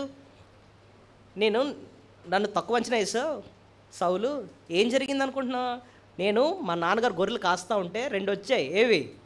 సింహము. మనమే చూసామనుకోండి, ఏం చేస్తాం? పరుగో కదండి అక్కడ నుంచి. కానీ ఈయన ఏం చేశాడట? సింహాన్ని, ఎలుగుబంటిని కూడా చంపాడు. అంటే మనకు అక్కడి వరకు ఆపితే మనం ఏమనుకుంటున్నామంటే నా సంగతి నీకు ఇంకా తెలియదు అని చెప్పి తన గురించి గొప్పతనం చెప్తున్నాడేమో అనుకుంటున్నాం. కానీ నెక్స్ట్ వర్స్ చూడండి, 37వ వచనంలో ఎవరు నాకు సహాయం చేశారో చెప్తున్నాడు చూడండి. ఇక్కడ సింహము యొక్క బలము నుండి, ఎలుగుబంటి యొక్క బలం నుండి నన్ను రక్షించిన యెహోవా. అది పాయింట్. వీటి నుంచే దేవుడు నన్ను ఏం చేశాడు? రక్షించాడు. ఎవరిని బట్టి అతిశయిస్తున్నాడు? నాకు ఎంత బలం ఉంది కాబట్టి ఈయన కూడా కొట్టేస్తాను అంటలేదు. దేవుడు నాకు రక్షించాడు అని చెప్పి 47వ వచనంలో గొలియాత్ దగ్గర కూడా అదే మాట అంటాడు చూడండి. అప్పుడు యెహోవా కత్తి చేత, ఈట చేత నేను రక్షింపబడని ఈ దండు వారందరూ తెలుసుకుందరు, యుద్ధము యెహోవాదే. చూడండి, యుద్ధము యెహోవాదే. ఇప్పుడు మీరు గమనిస్తే అక్కడ గొలియాత్ దేని బట్టి అతిశయిస్తున్నాడు? గొలియాత్ కత్తి, ఈటే, అవన్నీ బళ్ళెము అవన్నీ ఉన్నాయట. ఎవరు? 45 చూడండి. దావీదు, నీవు కత్తియు, ఈటయు, బల్లెమును ధరించుకొని నా మీదకి వచ్చుచున్నావు. సో వాడు అతిశయం ఏంటి? వాడి దగ్గర ఏమేమి ఉన్నాయి? కత్తి, బళ్ళెము, ఈటే. అంతేకాదు వాడు కూడా వ్యక్తిగతంగానే చాలా బలాఢ్యుడు. ఎంత పొడుగు ఉన్నాడు? 9 అడుగులు. అంత పొడుగు మనిషి యుద్ధానికి వచ్చేస్తున్నాడు గొలియాత్. దాన్ని బట్టి అతిశయిస్తున్నాడు.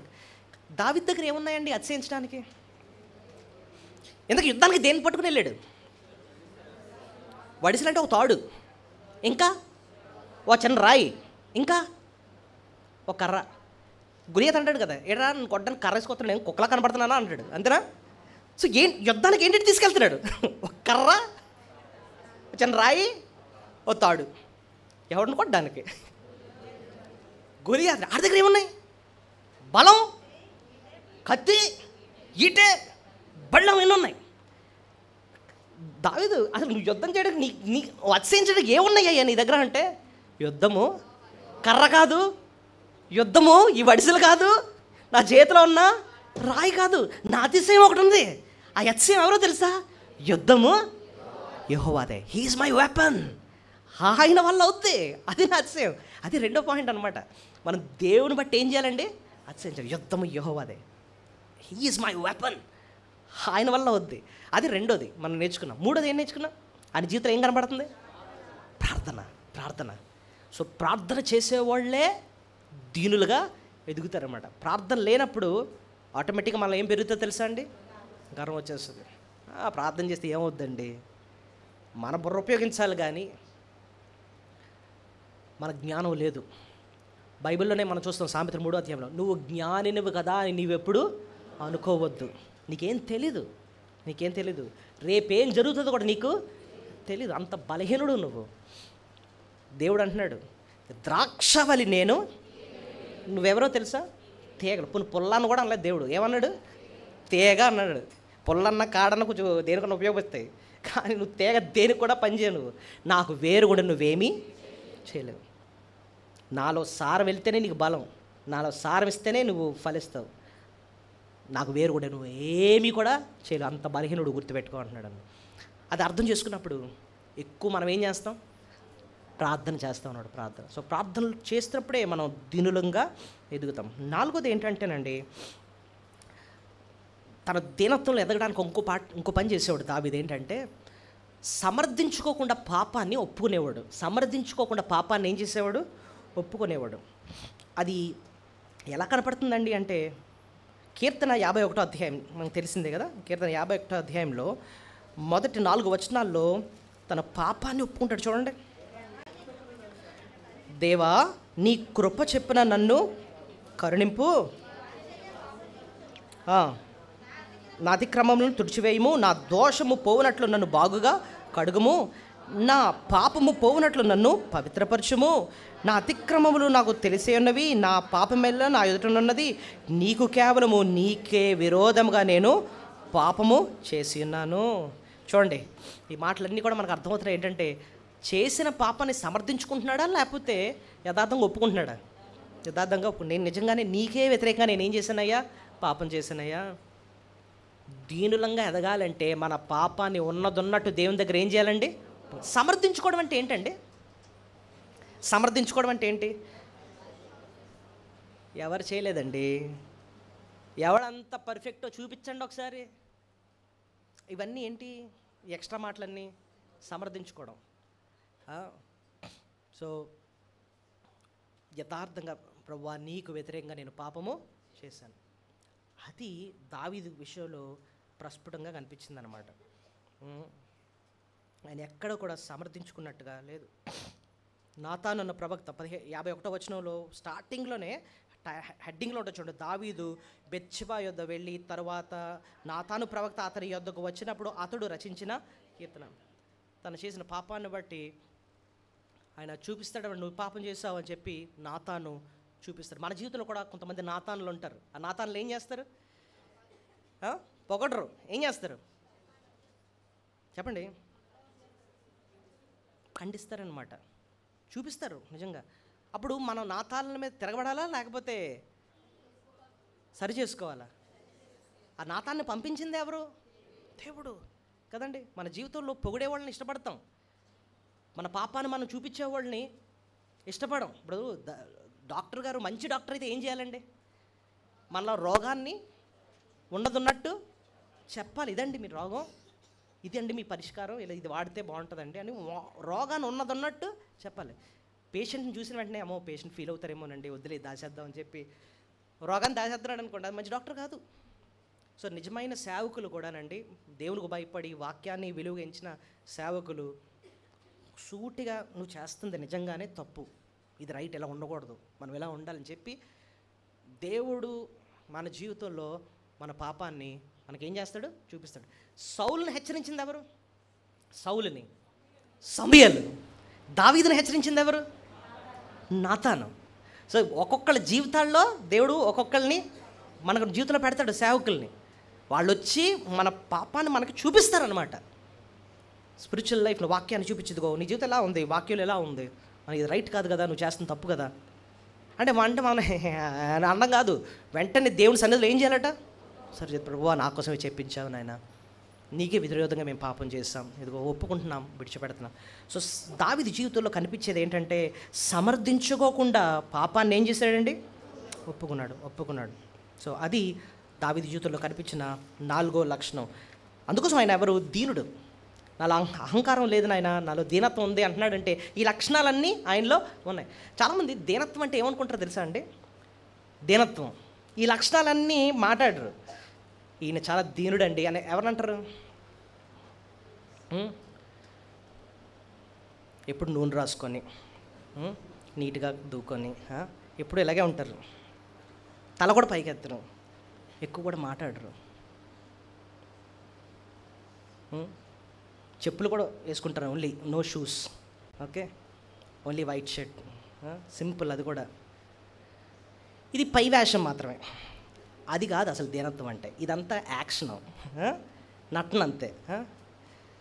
నిజమైన దీనత్వం అంటే ఇప్పుడు చెప్పండి మీరు ఏమేమి ఉండాలి? 4 విషయాలు నేర్చుకున్నాం ఆల్రెడీ. దేవుణ్ణి గణపరచడం, ఘనత మన వైపు తెచ్చుకోవడం కాదు, దేవుని గణపరచడం. రెండోది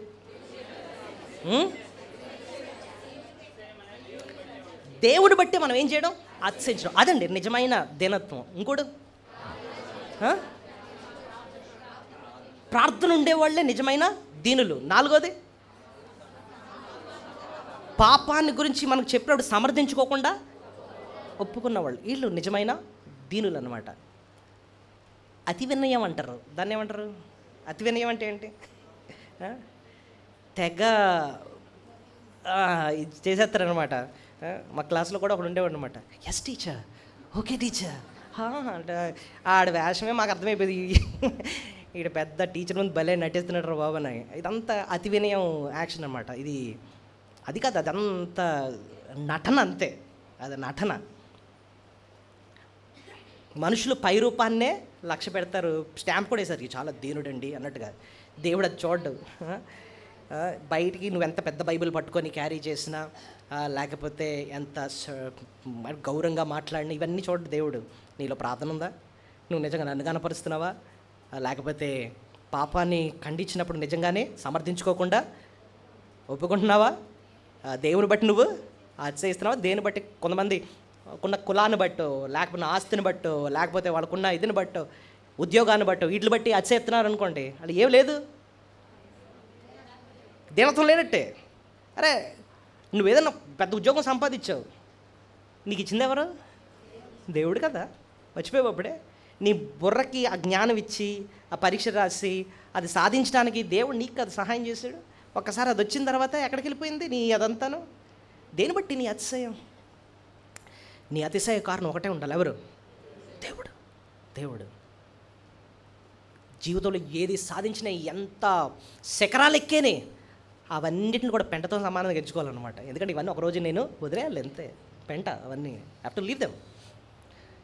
ఆయనే నా అతిశయం, ఆయనే నా దాచబడిన ధననిధి. 5వ లక్షణం ఏంటండి అని చూస్తే, ఆయన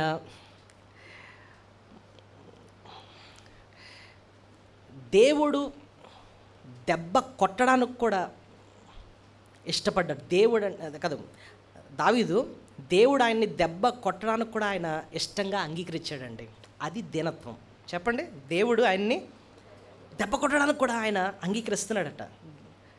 అది దీనిలో ఒక లక్షణం. ప్రభువా, నేను నిజంగానే ఒకవేళ నువ్వు శిక్షించడానికి నువ్వు సిద్ధపడ్డావంటే, ఇదిగో నేను నన్ను అంగీకరిస్తున్నాను. నువ్వు దెబ్బ కొట్టడానికి కూడా నేను ఇష్టంగానే అంగీకరిస్తున్నాను. ఇప్పుడు చూడండి, టీచర్ గారు స్కేల్ ఎత్తారనుకోండి, స్టూడెంట్ నిజంగానే తప్పు చేశానండి, కొట్టండి అన్నట్టుగా చెయ్యి ఇచ్చేస్తున్నాడు అనుకోండి. అలాంటి లక్షణం ఎవరిలో ఉందంటే దావీదులో. దేవా, తప్పు చేశాను, దెబ్బ కొట్టడానికి రెడీ నాయన అన్నట్టుగా చెయ్యి ఇచ్చేస్తున్నాడు. ఎక్కడుందండి అలాంటి లక్షణం దావీదులో అని చూస్తే, 2 సమూయేలు 24 చూడండి ఒకసారి. 2 సమూయేలు 24. దెబ్బ తినడానికి కూడా ఇష్టంగా అంగీకరిస్తున్నాడు దావీదు, అలా చెప్పొచ్చు. 2 సమూయేలు 24 మొదటి వచనం ఒకసారి చదవండి. ఇంకో మారు యెహోవా కోపము ఇశ్రాయేలు మీదకి రగులు కొనగా ఆయన దావీదును వారిని మీద ప్రేరేపణ చేసి, నీవు పోయి ఇశ్రాయేలు వారిని లెక్కింపమని అతనికి ఆజ్ఞ ఇచ్చాను. అందుకు రాజు తన యొద్దనున్న సైన్యాధిపతి అయిన యోవాబుని పిలిచి, జన సంఖ్య ఎంతైందో నాకు తెలియటకే మొదలుకొట్టి భాష వరకు ఇశ్రాయేలు గోత్రంలో నీవు సంచారం చేసి వారిని లెక్కింపమని ఆజ్ఞ ఇయ్యగా. అవే ఇక్కడ దావీదు ఒక దేవునికి నచ్చిన పని ఒకటి చేశాడు. ఏంటంటే తన సైన్యాన్ని అంతటిని కూడా ఏం చేస్తున్నాడు? లెక్క పెడుతున్నాడు. అక్కడ తప్పే ఉందంటే అని మీరు అనొచ్చు.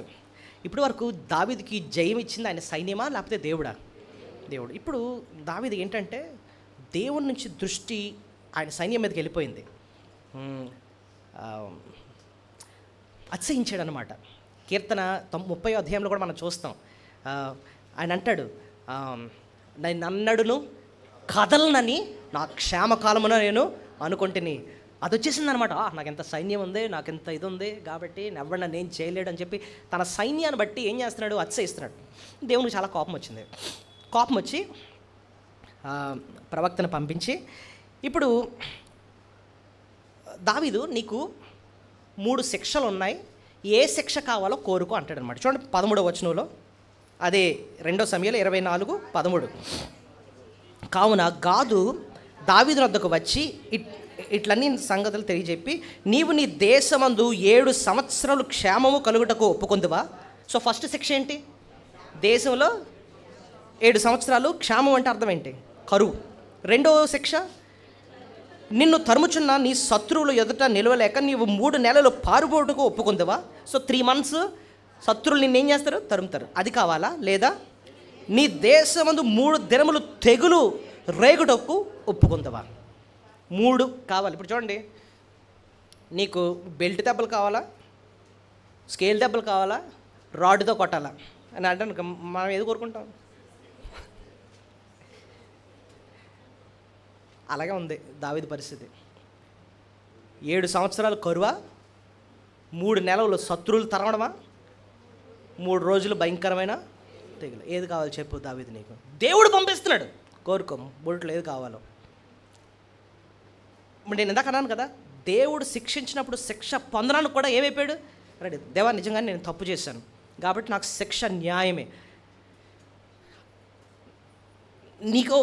శిక్షకు నేను రెడీ అన్నానికి 14 వచనంలో ఒక మంచి మాట అంటాడండి. నిజంగా అది నేను మర్చిపోలేను ఆ వచనాన్ని. చూడు దావీదు యొక్క మాట చూడండి. అందుకు దావీదు, నాకేమీ తోచకున్నది, గొప్ప చిక్కులోనే ఉన్నాను.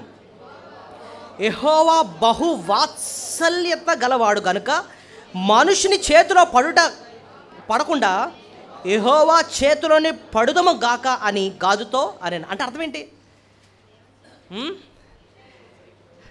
దేవునిలో ఒక లక్షణాన్ని చూశాడు. ఏంటి?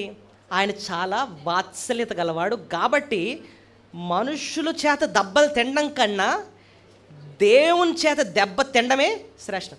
వాత్సల్యత అన్న మాట ఎందుకు అన్నాడు తెలుసా? అంటే ఆ వాత్సల్యత అంటే అర్థం ఏంటో తెలుసా? దెబ్బ కొట్టినా మళ్ళీ చేర్చుకుంటాడు ఆయన. దెబ్బ కొట్టినా మళ్ళీ ఏం చేస్తాడు?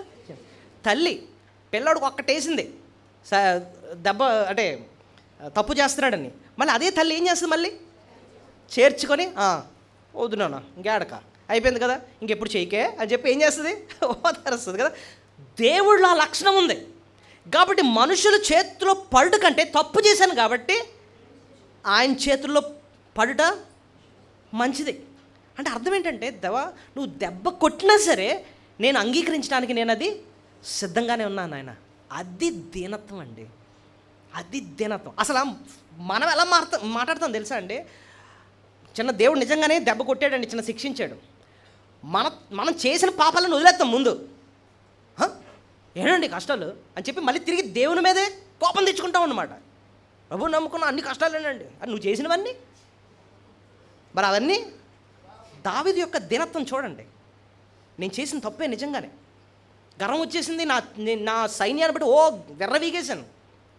దేవుడు ఇప్పుడు 3 ఛాన్సులు ఇచ్చాడు, నీకు ఏ దెబ్బ కావాలో చెప్పు అని అంటుంటే, దేవా ఏది కోరుకోవాలో నాకు అర్థం కావట్లే, కానీ ఒకటి మాత్రం తెలుసు, నువ్వు వాత్సల్యత గలవాడు.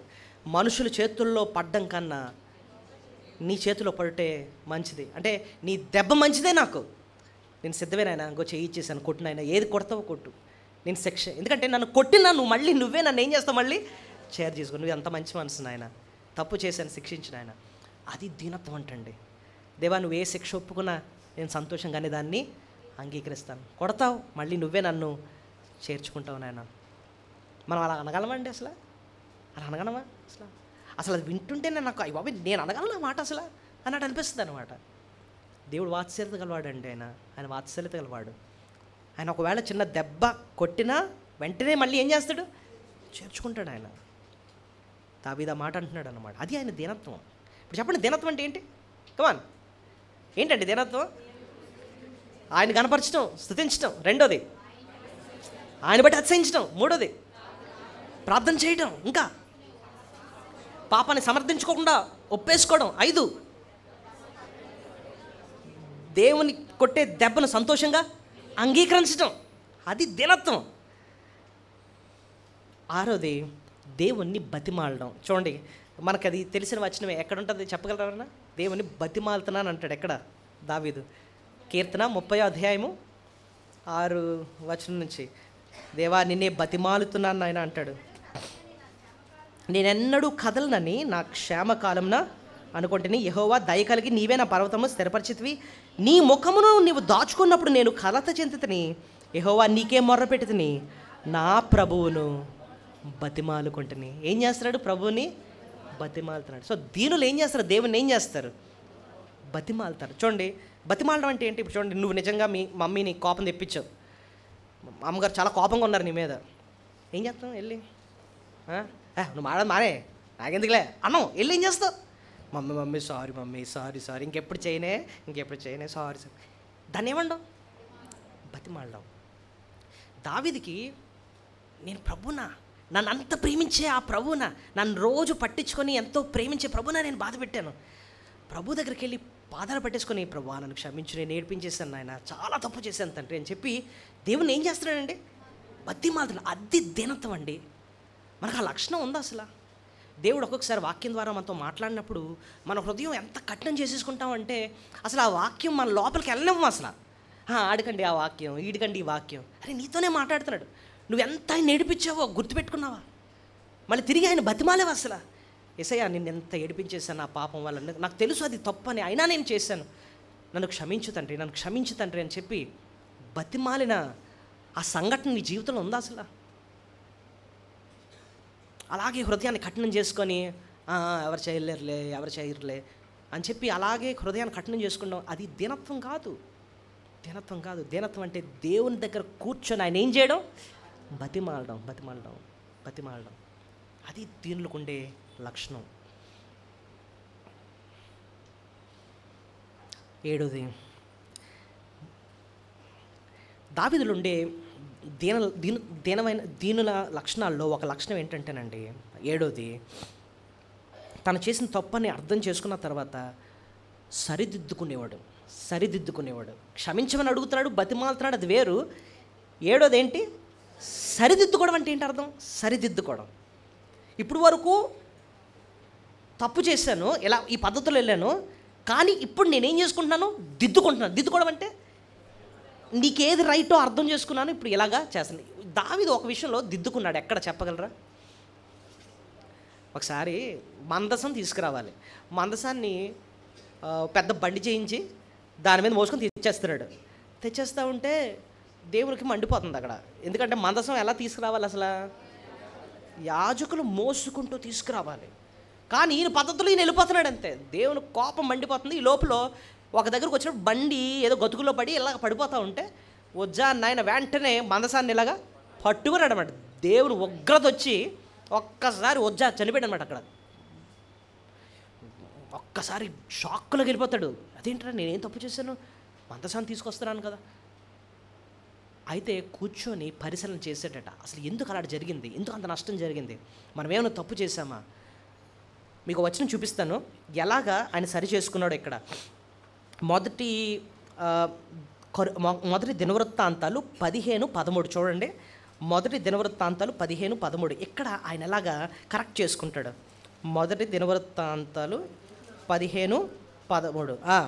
ఇంతకుముందు మీరు ఇశ్రాయేలు దేవుడిని యెహోవా మందసమును మోయక యుండుట చేతను మనము మన దేవుడిని యెహోవా యొద్ద విధిని బట్టి విచారణ చేయకుండా చేతనే ఆయన మనలో నాశనము కలుగజేసింది. కావున ఇప్పుడు మీరును మీ వారును మిమ్మల్ని మీరు ప్రతిష్ఠించుకొని నేను ఆ మందసం సిద్ధపరిచిన స్థలమునకు దాన్ని తేవలను. అప్పుడు యాజకులు, లేవీలు ఇశ్రాయేలు దేవుడని యెహోవా మందసమును తెచ్చుటకై తమ్మును తాము ప్రతిష్ఠించుకొనరు. సో ఇక్కడ ఇప్పుడు ఏం చేశాడు? ఇది పద్ధతి అని అర్థమైంది. వెంటనే ఏం చేశాడు? తప్పుని సరిచేసు. మన జీవితంలో కూడా కొన్ని తెలియక చేసేస్తూ ఉంటామండి. అంటే దేవుని పద్ధతి ఏంటో అర్థం చేసుకోకుండా మనకు నచ్చినట్టు చేసుకుంటూ వెళ్ళిపోతూ ఉంటాం. దేవుని కోపం వస్తాయి కొన్ని విషయాలు. నేను ఒకసారి ఒక ఇంటికి వెళ్ళాను, గృహప్రవేశం. ఏంటండి, వెళ్ళేటప్పుడు మొత్తం కట్టేశారు. ఏంటి? మామిడాకులు కట్టేశారండి మొత్తం అంతా. బైబిల్ ఎక్కడ రాస్తుందండి బాబు మామిడాకులు కట్టారు అంటే? అది కడితే ఏమన్నా మనకేమైనా కొన్ని ఆశీర్వాదాలు వస్తాయి? ఆకులు కడితే నిజంగా చెప్పండి, అది ఎవరి పద్ధతి? బైబిల్ పద్ధత? దేవుని పద్ధత? కాదు. దేవుడు ఎక్కడ కూడా అలా చెప్పలే. ఇది కట్టేశారంతే. అయితే నేను వెళ్ళినప్పుడు చెప్పాను అన్నమాట డైరెక్ట్గా, ఏమండి అసలు ఎందుకు కట్టారు ఇది అని అంటే, అది ఏదో తెలియక అలా కట్టేసామండి అన్నట్టు. నేను అన్నాను, దేవునికి అలాంటి నచ్చవండి.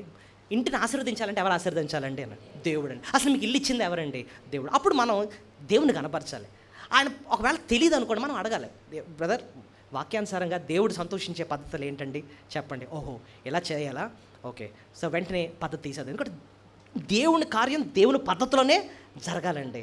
ఓకే, మనకు నచ్చినట్టు తోచినట్టు చేయకూడదండి. వెంటనే ఏం చేస్తున్నాం? మన పద్ధతిని కరెక్ట్ వెంటనే పీకేసాడు, మొత్తం మామిడాకులన్నీ పీకేసి బయటపడేసాడు అనమాట. చక్కగా దేవుని స్తుతించాం, ఎంతో సంతోషంగా జరిగిందనమాట. సో ఇంతకుముందు తెలియక మన సొంత పద్ధతిలో కొన్ని చేస్తాం, కానీ ఇప్పుడు మన పద్ధతిని మనం ఏం చేసుకోవాలి? మార్చుకోవాలి. దేవుని పద్ధతి ఏంటి అని మనం అర్థం చేసుకున్నాం, మార్చుకోవాలి. నిజంగా అలా చేయడం దేవుణ్ణి గణపరిచినట్టు అవుతుంది అనమాట. దేవుడు అప్పుడు మనల్ని ఆశీర్వదిస్తాడు. ఓకే, కొంచెం త్వరగా వెళ్దాం. 8వ విషయం ఏంటంటే, ఆయనలో దీనత్వంలో ఉన్న లక్షణం ఏంటంటే శత్రువుని ప్రేమించాడండి. ఆయన ఏం చేశాడు? శత్రువుని ప్రేమించాడు. దావీదు యొక్క ఒక శత్రువు ఉన్నాడు దావీదు జీవితంలో. ఆ శత్రువు పేరేంటని చెప్పగలరా? కమాన్, అత్తమాన చంపేదని తిరిగాడు వెనకన సౌలు. ఇప్పుడు సౌలు స్థానంలో దేవుడు ఆయన్ని రాజుగా చేశాడండి. సాధారణంగా ఆ కాలంలో ఏం చేశారంటే, ఎవరైనా కొత్త రాజు వచ్చాడంటే ఆ ముందు రాజు యొక్క కుటుంబాన్ని నాశనం చేసేవాడు, చంపేసేవాడు. ఎందుకు? రేపు ఉదయం నాకేమన్నా నాకు మళ్ళీ అవుతారేమో అని చెప్పి చంపేసేవాడు. అయితే దావీదు ఏం చేశాడంటే, సెబా అని ఒక పనోడు ఉంటే పిలిచారు. సౌలు కుటుంబంలో ఎవరైనా ఉన్నారా కనుక్కో అని అంటే ఆయన వెళ్ళి తిరిగి చూస్తే ఒక ఆయన దొరికాడు. ఆయన పేరేంటి? మెఫీబోషెత్. ఈ సెబా వెళ్ళి మెఫీబోషెత్ తలుపు కొట్టాడట. టక్ బయటకు వచ్చాడు మెఫీబోషెత్. ఆయనకి కాలు కొచ్చుకుంటే వచ్చి ఏంటండి అంటే దావీదు పిలుస్తున్నాడు. వెంటనే మెఫీబోషెత్కి ఏమనిపించుంటుంది చెప్పండి? అయిపోయాను రా బాబు, దొరికిపోయినా ఇంకా దావీదు నన్ను ఏం చేసేస్తాడు? చంపేస్తాడు, ఇంకా అయిపోయిందని చెప్పి గడగడ ఉణుకుపోతున్నాడు. అయితే తీసుకొని దావీదు ముందు పెడితే దావీదు అసలు తన స్నేహితుడైన యోనాతాన్ని బట్టి మెఫీబోషెత్ని ఎంత ప్రేమిస్తాడంటే తనకు ఆస్తినిస్తాడు. అంటాడు, నా బల్ల ముందు కూర్చొని నాతో పాటు నువ్వు భోజనం చేయాలి. అది అంటే మెఫీబోషెత్ ఒక మాట, చచ్చిన కుక్క లాంటి నా ఎడల నువ్వెంత కనికరాన్ని నువ్వు చూపిస్తున్నావు అని చెప్పి దావీదుని ఎంతో మంచి మాటలు అంటాడు అన్నమాట మెఫీబోషెత్. నిజమేనండి, శత్రువులైన మనలాంటిని ప్రభు ఎంతో ప్రేమించాడు. మనం ఒక్కడు దేవునికి ఏంటండి, మనం శత్రువులైన మనల్ని ప్రభు ఎంతో మనల్ని ప్రేమించి ఆయన మనల్ని రక్షించుకుని మన కోసం ప్రాణం పెట్టాడు. మనం ఒక్కొక్కసారి తోటి విశ్వాసాలని ప్రేమించాం, ఇంక మరి శత్రువుల సంగతి వదిలేండి. తోటి కుటుంబ సభ్యుల్ని, మన భార్యను, భర్తను, బిడ్డల్ని, తల్లిదండ్రుల్ని, విశ్వాసుల్ని ఏళ్ళ ముందు మనం ప్రేమించడం మొదలు పెడితే శత్రువుల్ని ప్రేమిస్తాం. మనం వీళ్ళని ప్రేమించాం. శత్రువునైనా నన్నే ప్రభు ప్రేమించాడు అంటే మన తోటి శత్రువులు మనం ఏం చేయాలి? ముందు ప్రేమించాలి. సో దావీదు జీవితంలో మనకు కనిపించే దీనత్వంలో ఉండే ఆయన ఒక లక్షణం ఏంటంటే శత్రువులు సైతం ఆయన ఏం చేశాడండి? ప్రేమించినట్టుగా మనం చూస్తున్నాం. ఆఖరిది చాలా ప్రాముఖ్యత, ఒకటి చెప్పి ముగిస్తానండి. ఇంకా రెండో పాయింట్కి వెళ్ళాలంటే చాలా మనం నేర్చుకోవాలి. సో దావీదులో ఒక లక్షణాన్ని, విశ్వాస జీవితంలో ఒక లక్షణాన్ని మనం చూసాం. ఏ లక్షణం అది? దీనత్వం కదా. 9వ ఒకటి చెప్పి నేను ముగిస్తాను. దావీదు, దేవా నువ్వు నన్ను ఏ స్థితిలో పెడితే ఆ స్థితిలో ఉండడానికి నేను ఇష్టపడుతున్నాను అన్నాడు అనమాట. అది తన దీనత్వంలో ఉండే 9వ లక్షణం. ఏ స్థితిలో పెడితే నేను ఆ స్థితిలో నేను ఉంటాను. ఎక్కడుందండి ఆ మాట అంటే మనం కీర్తన 131 చదివాం కదా, మొదటి వచనం. కీర్తన 131 మొదటి వచనం. యెహోవా నా కన్నులు మీద చూచినవి కావు. ఇప్పుడు చూడండి, నాకు అందని వాటి అందైనను గొప్ప వాటి అందైనను నేను అభ్యాసము చేసుకునటం లేదు. ఆ లైన్ చూడండి, నాకు అందని వాటి అందైనను అంటే అర్థం ఏంటి? దేవుడు ఎవ్వని వాటిని, అంతేకాకుండా గొప్ప వాటి అయిందను నేను అభ్యాసము చేసుకుంటలేదు అంటే అర్థం ఏంటో తెలుసా? నువ్వు ఏ స్థితిలో పెడితే ఆ స్థితిలో ఉండడానికి నేను ఇష్టంగా అంగీకరిస్తున్నాను. అది దీనత్వం. ఒక విషయం, దావీదు రాజు అవ్వకముందు తన పరిస్థితి ఏంటి? గొర్రెల కాపరి. ఇప్పుడు ఏమయ్యాడు? గొప్ప రాజు అయ్యాడు. దావీదు యొక్క పాఠం, తను నేర్పిస్తున్న పాఠం ఏంటో తెలుసా? దేవా నువ్వు నన్ను ఒకప్పుడు గొర్రెల కాపరినే, ఆ మురికిలో ఆ గొర్రెల మధ్యన కంపులో తిరిగేవాడిని. అలాంటి వాడిని తీసుకొచ్చి ఇప్పుడు ఎక్కడ కూర్చోబెట్టావు? సింహాసనం మీద ఎంతో వైభవం, ఇజ్రాయేలు రాజుగా నన్ను చేశావు. ఒకవేళ నువ్వు మళ్ళీ తీసుకెళ్ళి నన్ను గొర్రెల దగ్గర కూర్చోబెట్టినా కూడా నేను సంతోషంగానే దాన్ని అంగీకరిస్తాను. అంటే నువ్వు ఏ స్థితిలో పెడితే ఆ స్థితిలో ఉండడానికి నేను ఇష్టపడతాను. చూడండి, ఫర్ ఎగ్జాంపుల్ మన జీవితంలో ఫస్ట్ మనం పాకలో బయలుదేరాం అనుకుందాం. మన ఇల్లేది? ఒక చిన్న పాక నుంచి కొంచెం దేవుడు మనల్ని దీవించాడు, మళ్ళీ పెంకుటిల్లు ఇచ్చాడు. ఓకే, ఇంకా నెక్స్ట్ ఇంకా దేవుడు దీవించాడు, ఒక మంచి మేడిల్లు ఇచ్చాడు. ఇంకా దేవుడు దీవించాడు, ఒక డూప్లెక్స్ హౌస్ కూడా ఇచ్చాడు దేవుడు. అంత బాగానే ఉంది. ఎక్కడి నుంచి బయలుదేరావు? పాక నుంచి. దేవుడు ఒకనొక రోజున పిలిచి అంటాడు, ఈ వేళ నుంచి నీకు మళ్ళీ పాకే అని అన్నాడు అనుకోండి, ఏం చేయాలి చెప్పండి? అంటే చెప్తున్నాను, నిజ జీవితంలో ఒకవేళ అలాగే జరిగింది అనుకుందాం. యోబుకి ఏమైంది? ఒక్క రోజు మొత్తం ఆస్తంతా పోయింది. వెళ్ళి ఒక్కడే ఆరోగ్యం పోయి మొత్తం కురుపులు వచ్చేసి ఒక స్థితిలోకి వెళ్ళిపోయాడు అనమాట, దీన స్థితిలోకి వెళ్ళిపోయాడు. అలాగే దేవుడు మన జీవితంలో నీకు ఎంత బంగాళాలు ఎన్ని ఇచ్చాను కానీ మళ్ళీ ఇప్పుడు నువ్వు పాకలోకి వెళ్ళాల్సి వస్తుంది, రిమైనింగ్ జీవితం అంతా నీది పాకే అని అన్నాడు అనుకోండి, ఏం చేయాలి చెప్పండి? దీనులైతే ఏం చేస్తారు చెప్పండి? ప్రభువా నువ్వు ఏ స్థితిలో పెడితే ఆ స్థితిలో ఉండడానికి నేను సంతోషంగా అంగీకరిస్తున్నాను, అంతే. ఎస్, అది దీనత్వం అండి. నాకు అది ఇవ్వు, ఇది ఇవ్వు, అందని వాటి గురించి నేను ఆలోచించను. నువ్వు ఇవ్వని వాటి గురించి నేను ఆలోచించను. నువ్వు ఏది ఇస్తే అందులో ఉండడానికి నేను ఇష్టపడుతున్నాను నాయన. ఒకరోజు దేవుడు సంపాదన ఇస్తాడు, మరుసటి రోజు నేను ఎక్కడో కూర్చోబెట్టాడు అనుకుందాం. సంతోషంగా దాన్ని ఏం చేయాలి? నువ్వు అంగీకరించాలి. అది దీనత్వం. అది దీనత్వం. ఇప్పుడు మోషే జీవితం ఈ మధ్యన ధ్యానించాం కదా. మోషే ఎక్కడ ఉండేవాడు? ఫరో కోటలో, ఫరో కుమార్తె యొక్క కొడుగ్గా మంచి రాజభోగం, ఆయనకి మంచి లగ్జరియస్ లైఫ్ అనమాట. దేవుడు మరుసటి రోజు అంటున్నాడు, నేను నిన్ను రక్షించుకుంది ఇందులో ఎంజాయ్ చేయడానికి కాదు. బానిసత్వంలో ఉన్నారు ఇశ్రాయేల్ ప్రజలు, ఆ కష్టాలతో వాళ్ళతో పాటు శ్రమ కోసం నేను నిన్ను సృష్టించాను, వెళ్ళి అక్కడ ఉండు అని అన్నాడు అనమాట.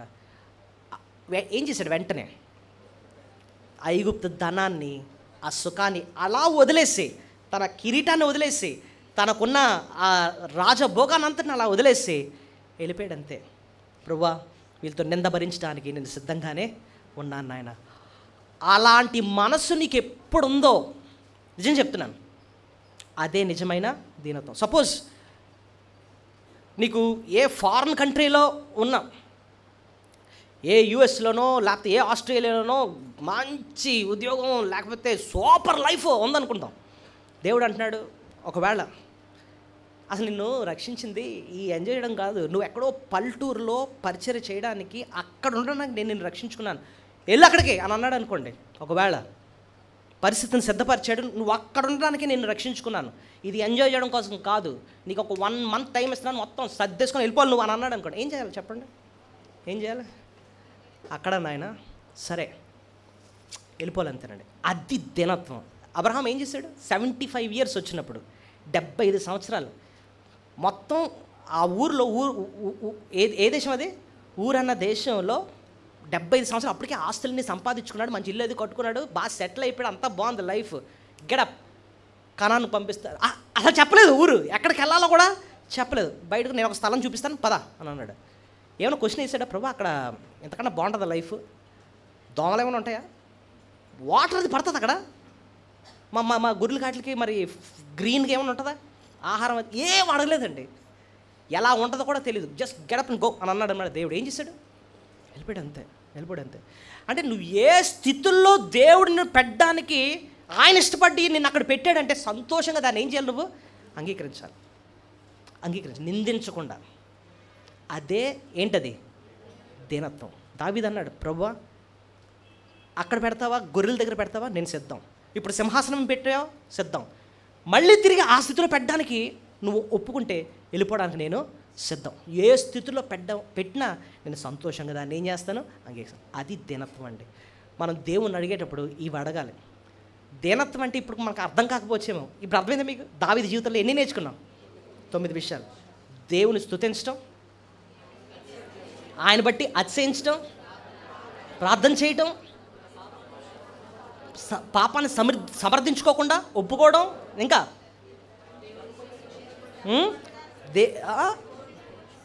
దేవుడు ఒకవేళ శిక్షించిన శిక్షణ సంతోషంగా అంగీకరించడం, ఇంకా 6వది ఏం చెప్పాను? దేవుణ్ణి ఏం చేయడం? బ్రతిమాలడం, ఇంకా సరిదిద్దుకోవడం, 7వది 8వది శత్రువు సహితం ప్రేమించడం, 9వది దేవుడు ఏ స్థితిలో పెడితే దాన్ని సంతోషంగా అంగీకరించడం. అయితే ఒకటి గుర్తుపెట్టుకోండి, దేవుడు దీనులకు ఆయన ఏం చూపిస్తాడు? కృప చూపిస్తాడు. అహంకారులనైనా ఎదిరిస్తాడు, దీనులకు ఆయన కృప. దేవుడు చూపించే ఆ కృపను నువ్వు అనుభవించాలి అంటే ఒక మంచి విశ్వాసిగా దావీదు వలె దీనత్వంలో ఎదుగు. దేవుడు అట్టి కృపను మనకు దయచేయనుగాక. దయచేసి అందరూ మోకరించండి. వాళ్ళ